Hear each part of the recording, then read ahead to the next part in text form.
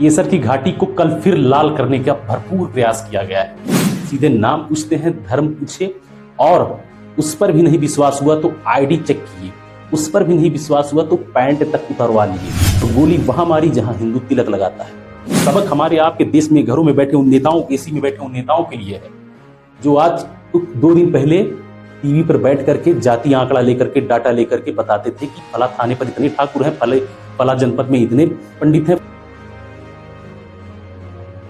धर्म पूछा, पैंट भी उतरवाया और गोली वहां मारी जहां हिंदू तिलक लगाता है, जहां हिंदू टीका लगाता है।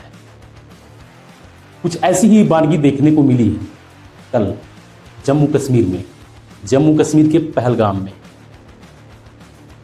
जी हां, केसर की घाटी को कल फिर लाल करने का भरपूर प्रयास किया गया है और कुछ परिवार, कुछ पर्यटक इसके निशाना बने जो एक क्वालिटी टाइम स्पेंड करने के लिए जम्मू कश्मीर के पहलगाम में गए थे और इस शर्त पर गए थे, इस सरकार के उस दम पर गए थे, सरकार के उस कहने पर गए थे, उस न्यू इंडिया के दम भरने वाले सेटअप पे गए थे जिसमें सरकार ने यह कहा था कि अब जम्मू कश्मीर शांत है, अब जम्मू कश्मीर सामान्य है। दोस्तों, दिल दहल जाएगा, कलेजा फट जाएगा जब आप सुनेंगे कि वहां क्या क्या, कैसे कैसे बर्बरता आतंकवादियों द्वारा उन पर्यटकों के साथ किया गया। आप बीती बता रहे, कुछ पर्यटकों ने यह कहा है वहां पे कि सभी लोग बैठ के, सभी लोग वहां पहलगाम में एंजॉय कर रहे थे, क्वालिटी टाइम स्पेंड कर रहे थे। उसी समय वहां पर कुछ बंदूकधारी आते हैं और कुछ नहीं पूछे सीधे नाम पूछते हैं, धर्म पूछे, और उस पर भी नहीं विश्वास हुआ तो आईडी चेक किए, उस पर भी नहीं विश्वास हुआ तो पैंट तक उतरवा लिए।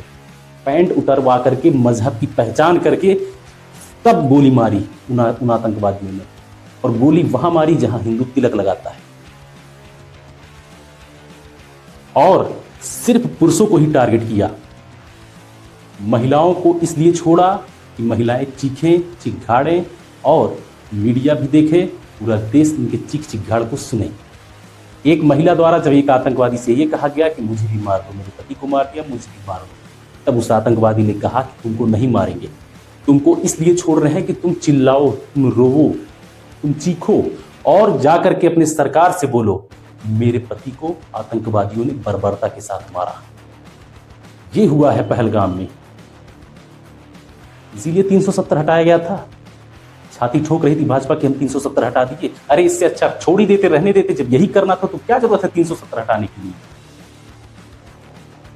आडंबर रचने की क्या जरूरत थी? स्टेट सेटअप को क्यों डिस्टर्ब किया?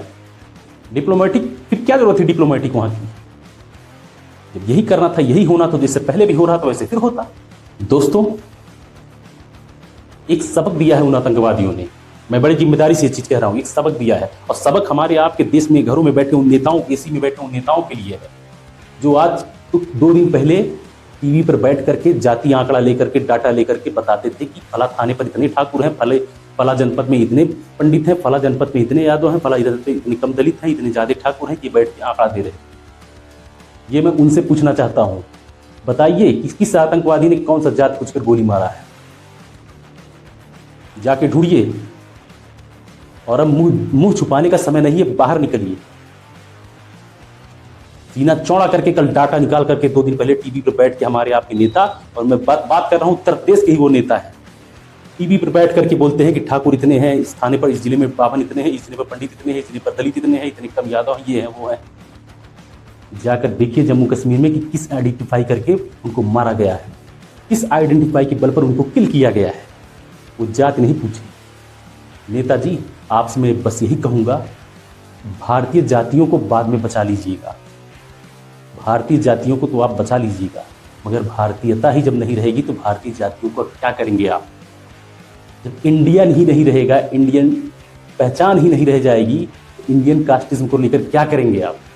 ऐसा ना हो आप एक किनारे भारतीय जातियों को बचाते रहें और इधर भारतीयता खत्म हो जाए, जो कि देखने को मिला है कल और सवाल अब केंद्र की मोदी सरकार से ही होगा, क्या यही है न्यू इंडिया? यही है आपका डिप्लोमेटिक? अरे अमेरिका में ताली बजवाकर क्या करेंगे आप? दुनिया में ताली बजवाकर क्या करेंगे आप? दूसरे देशों के उच्च सर्वोच्च राष्ट्रीय सम्मान लेकर क्या करेंगे आप, जब अपने देशवासियों को नहीं सुरक्षित कर पा रहे हैं? क्या मायने निकलेंगे? और अगर सच में आप इस निर्दयी, निंदयी हत्या के बाद कुछ करना चाहते हैं तो बाहर के दुश्मन को बाद में करिएगा, बाहर के दुश्मन को बाद में खत्म करिएगा। पहले देश में बैठे जो गद्दार हैं उनकी खबर लेनी जरूरी है।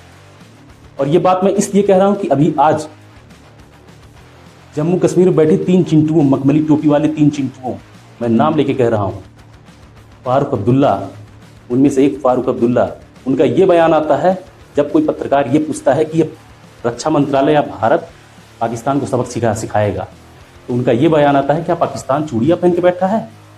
पाकिस्तान के पास एटम बम है। ये फारूक अब्दुल्ला का बयान आता है, जो खाते हैं इस देश की और गाते हैं पाकिस्तान की।